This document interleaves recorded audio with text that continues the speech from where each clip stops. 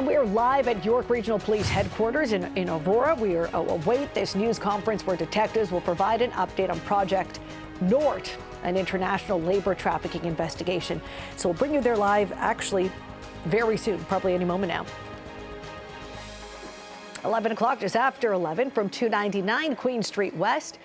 This is Toronto's breaking news, CP24. Good morning. I'm Christina Tenalia. Let's go to this York Regional Police news conference. They're providing details on an international labor trafficking investigation, Project Norte. Let's listen in. Gloss, CBSA, Director of Intelligence and Investigations, followed by Jasmine Defina, who is a human trafficking specialist with Victim Services of York Region. Following these presentations, there will be a question and answer session, and I would ask that you direct your questions to a specific member of this panel. Just say who you'd like to ask it to, and then ask your question. Following this, we will have an opportunity for some one-on-one Q&A. We will get to that. So, right now, I will turn it over to the Deputy Chief.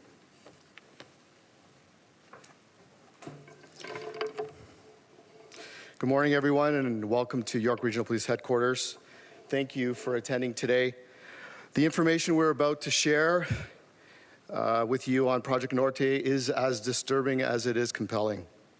When you hear the term human trafficking, you often think of sex trafficking of women and children, and you'd be right.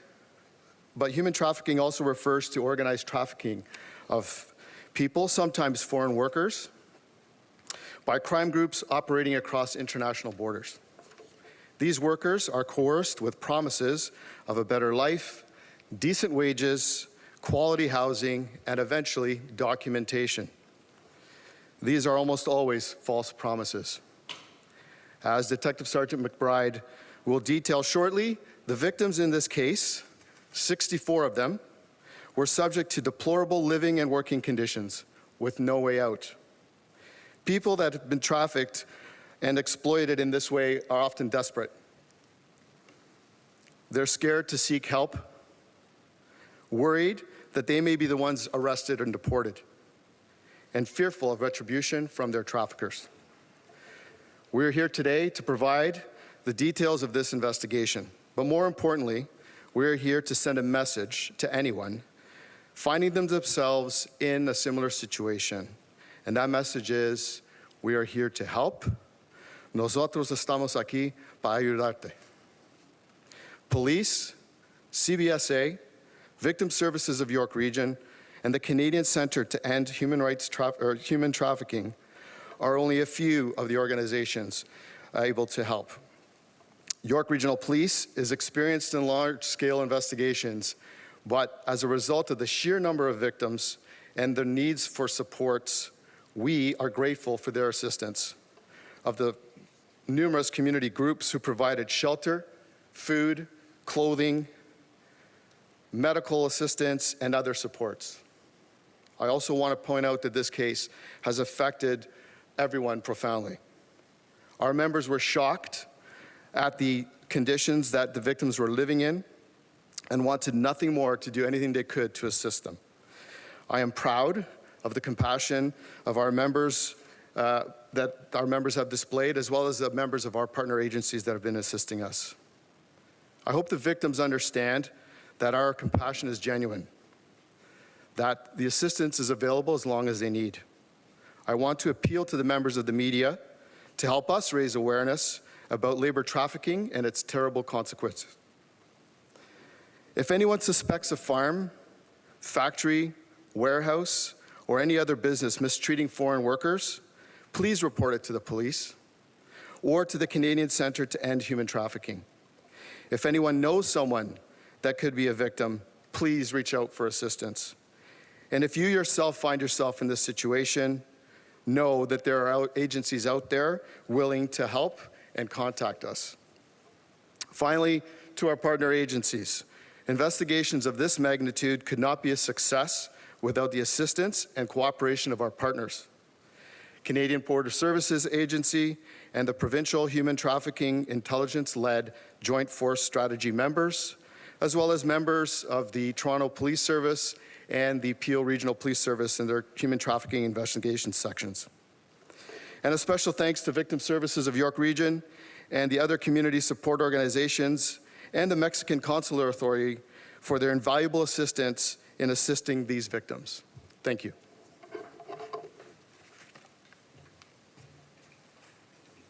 Thank you, Deputy Chief Almeida. Our next speaker is Gary McBride, Unit Commander of the York Regional Police Human Trafficking Section.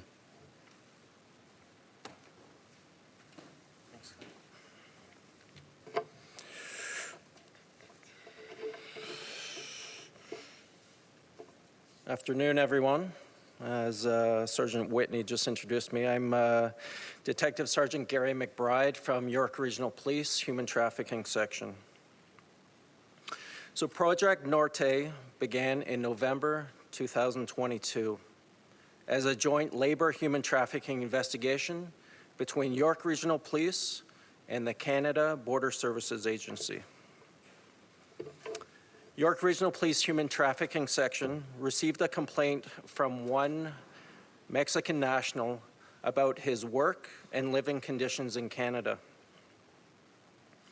Human trafficking investigators spoke with other Mexican nationals who also provided similar facts that indicated they were exploited by an organized labor trafficking crime group operating in York Region and across the GTA. The foreign laborers described incidents of false promises, which included documentation, quality of housing, their work hours, and their pay. They also described living in deplorable conditions, including overcrowding, with dozens of people sleeping on mattresses on the floor, a lack of food, a lack of privacy, and bug infestations. They also described forms of coercion and control, which included isolation, a lack of freedom, being financially bound, threats, and sexual assault. York Regional Police and the Canada Border Services Agency engaged in a joint investigation due to the international aspect of this investigation. The Provincial Human Trafficking Intelligence-Led Joint Forces Strategy, known as IJFS, their members also provided support throughout this investigation. Investigators worked together over a 3-month period to identify the methods of the organized labor trafficking crime group, identify their members, and also their locations where the workers were residing. Investigators observed the organized group house foreign laborers across the GTA and transport them in a fleet of vehicles, which included buses to various work locations in the GTA, including farms, factories, and warehouses. The investigation by the Ministry of Labor is still being conducted, and as such, the work locations and company names will not be shared today. On February 8th, 2023, human trafficking investigators from York Regional Police, the OPP, Toronto Police, and Peel Regional Police executed search warrants at locations in East Gwillimbury, Vaughan, Toronto, and Mississauga. These locations included a farm, a large estate home, a bungalow, a townhouse, and a condominium. 5 accused were located either at these locations or actively transporting foreign workers to their work locations. The 5 charged include Trey Trin and T. Kim Huen Vu of Vaughan, both of who are Canadian citizens. Also charged are Jesus Navarrete Garcia, Montserrat Monjeras Ibarra, and Hiram Martinez Rodriguez, who are all Mexican nationals. Warrants have also been issued for Juan de Jesus Rosales Gomez and Luis Alberto Garcia Galvan. On February 8th, 2023, Investigators also located 64 foreign workers. Spanish-speaking members from YRP, CBSA, and the OPP were present to answer any questions and, most importantly, to allay any fears that day.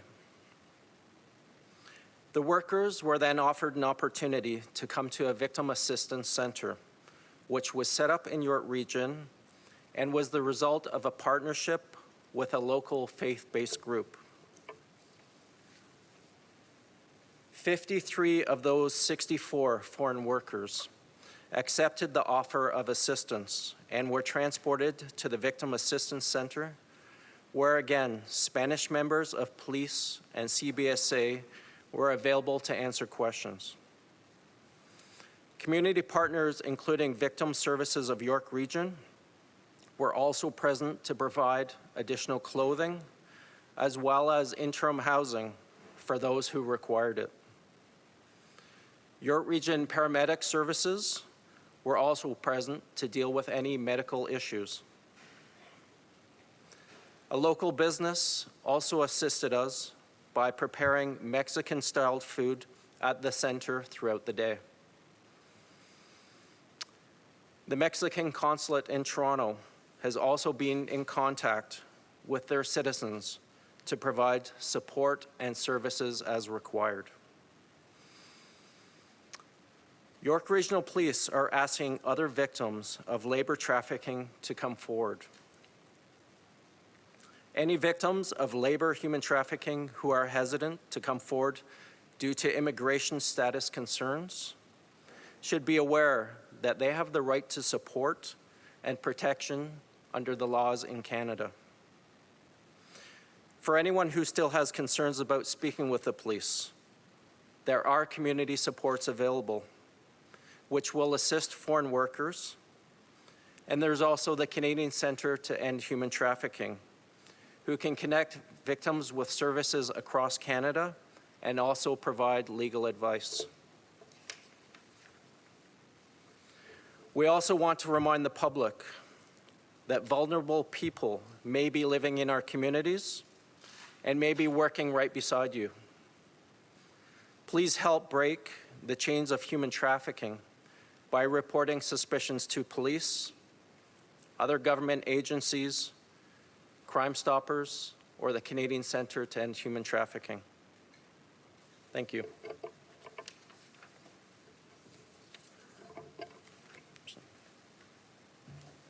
Thank you, Detective Sergeant McBride. Our next speaker is David Gloss, CBSA Director of Intelligence and Investigations. Sir. Thank you.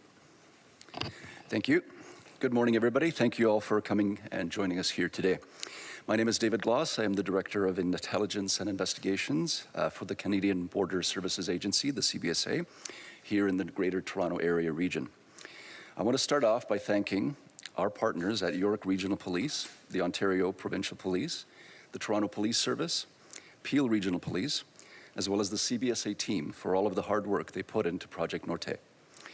The CBSA became involved in this operation in November of 2022, when an international border element was identified. Our surveillance operations helped to identify dwellings, conveyances, and persons of concern that helped to advance this joint investigation with York Regional Police. Once the police engaged the CBSA, our intelligence and investigations team conducted surveillance and shared intelligence that resulted in the identification of 5 dwellings. As part of our role in managing Canada's borders, the CBSA works with our federal partners through the public safety-led national strategy to combat human trafficking. Our officers are trained in interview, examination, and investigative techniques to help identify suspected human trafficking.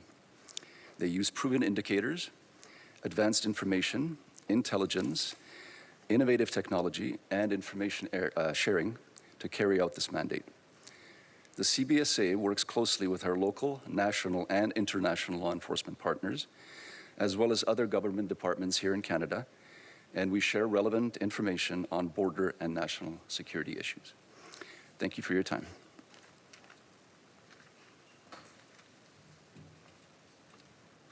Thank you, Director. And next is Jasmine Defina from Victim Services of York Region, Human Trafficking Specialist.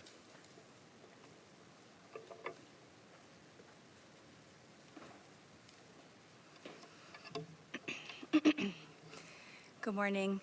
My name is Jasmine Defina. I am the Human Trafficking Specialist at Victim Services of York Region.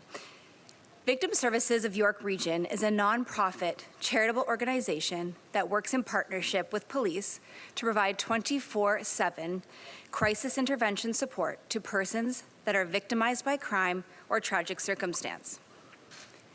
As an independent organization, we attend a home, hospital, police station, or crime scene to assist on cases of human trafficking, intimate partner violence, sexual assault, elder abuse, homicide, suicide, traffic fatalities, and much more. We are funded in part by the Ministry of Children and Community Services, United Way of Greater Toronto Area, the Town of Richmond Hill Lottery Trust Bingo, and rely on funding and community donations to provide this essential care to vulnerable survivors. In this particular case, involving over 50 survivors of human labor trafficking, our office worked closely with York Regional Police right from the beginning of the investigation to prepare and mobilize community supports and services to ensure that this was a victim-centric approach. Through the ministry's Victim Quick Response Program, Victim Services of York Region was able to access and secure emergency funding for temporary accommodations, food, clothing, essential hygiene items for each survivor. Our crisis counselors worked with individuals to build rapport and trust, which is essential. Given prior to being rescued, these survivors were governed by threat and fear and kept in deplorable living standards. The survivors feared that they would be charged and deported, as this is a normal fear for survivors of human trafficking. It is a standard threat used by traffickers. Through relationship building, our team was then able to invite other community partners to a centralized hub where seamless services could be offered, including legal, financial, and housing. Our crisis counselors are working tirelessly along with service providers to assist each and every person. These survivors are so humble, respectful, kind, and gentle. They just wish to provide financial supports to their families. If you wish to support Victim Services of York Region, the work that we do, and the clients that we assist, please visit our website at victimservices-york.org for more information. Thank you.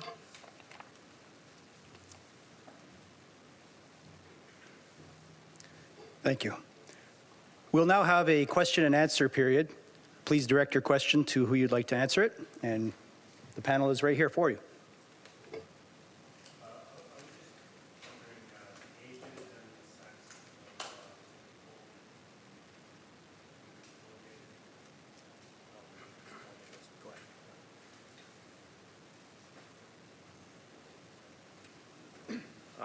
So just speaking in generalities, of the 64 plus people we encountered, it was a mix of men and women, as labor trafficking is quite different than sex trafficking. And the range is from people in their 20s right through their 40s. It really is, it's not a one specific group, it really is a variety of victims that's being found in this case. I don't have specifically what states they're from in Mexico, but they are all Mexican nationals. You know, it really would vary depending on the person. It's a very unique situation to each person involved. It's not just one, as though all 64 arrived on one day. It's various people from various states throughout the investigation. No, I don't know what their jobs were down in Mexico. So here, the information we're providing is that they were working in factories, warehouses, and farms. That part of the investigation is still being looked into. It has become a bit of a web, so just trying to unravel that web to really understand the full story. Just generalize, as we're still trying to investigate that aspect, correct.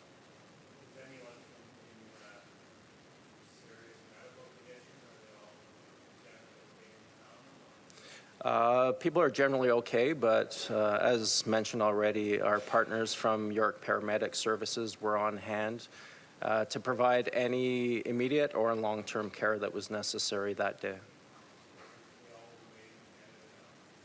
That I'm not sure where they all are at this moment.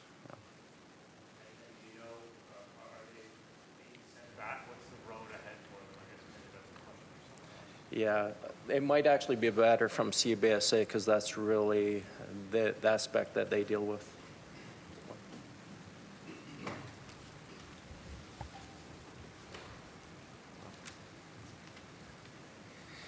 Thank you for the question. So the investigation is continuing, so I'm not at liberty to discuss any details yet, but as we mentioned before, we are taking a victim-centric approach on this case, and there's empathy for these victims, so that is our primary concern, as well as the organizers that are behind this. So, thank you. Hi, can I ask the staff, Sergeant, a question or two? Thanks, staff. I'm Steve Ryan with CP24. First off, that's great police work. I think it once again shows the collaboration, how effective it can be when law enforcement agencies share information. Of the 64 people that were rescued, were they all workers? And how, I think you alluded to this, how was control maintained around them or of them, and were they able to contact the families back home and let that be on? So the 64 people, through labor trafficking and the charges that are being laid of human trafficking, that really revolves around the coercion, the control of these people, and that coercion control can take many forms, obviously, but ultimately it comes down to their fear, and that can be quantified in different ways, but their fear, and a lot of it can be exploited based on their vulnerabilities. They're here in a foreign country. They don't speak our language. They don't know where to go and access assistance or food, in that case, or appropriate housing. So they really are in our communities, and they're vulnerable. That helps expedite their exploitation. And as far as the lucrativeness, if you will, of this business, clearly by the shots that you're showing, it was beneficial monetarily for these accused. Can you kind of touch on that? And how are the officers doing that rescued these people, found them in those positions where, as you described, those deplorable living conditions? How are they doing as well? So for the financial aspect, part of that, like all police investigations, is still being unraveled to this point. And a lot of that gets unraveled through our partners such as FinTrack, who helps us track that monetary flow throughout Canada. As far as our officers, I know the Deputy Chief alluded to it. I can't remember an investigation that I've seen in my career in York Regional Police where I've seen this many of our officers impacted. The officers, I think, really saw themselves, especially our Spanish-speaking officers, they really saw themselves and their families in those types of situations as they were speaking with them and learning about how they were exploited in Canada and where they've come from and the situation down there. Thank you. And one very last question. Were these workers targeted over in Mexico? How did they get them over here to North America and then into the GTA? Yeah, that part is still being investigated, how they were actually recruited and the process that they undertook in Mexico in order to really come to Canada for a better life is the way to sum it up. Thank you for that.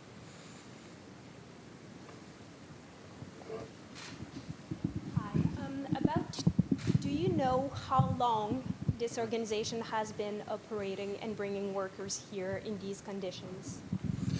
That part is still being unraveled, how long that's been in process for. Just this specific investigation started in November 2022.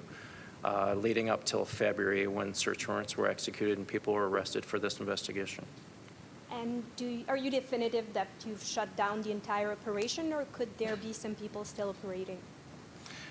For us, based on this investigation, the people we have arrested are the people that we were seeking out specific to this operation only.